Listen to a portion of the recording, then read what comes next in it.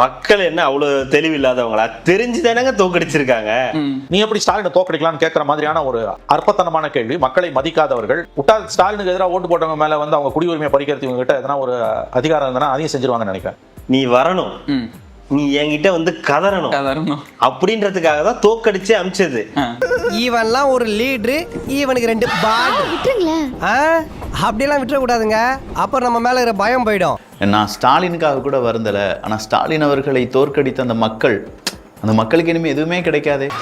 அந்த தொகுதி மக்களுக்காக அதிகம் வருந்துகிறேன். இவ்வளவு நாள் மக்கள் அவதிப்பட்டு இருந்த போது அந்த நேரம் ஏன் வாயை திறக்கல? வாயில ஏதாவது முத்துகித்து வச்சிருந்தாரா? இருந்தாலும் நீ ரொம்ப தைரியசாலிப்பா. இந்த ஓட்ட கண்ணாடி போட்டு எப்படி துணிஞ்சு முன்னாடி நிக்கிறியோ?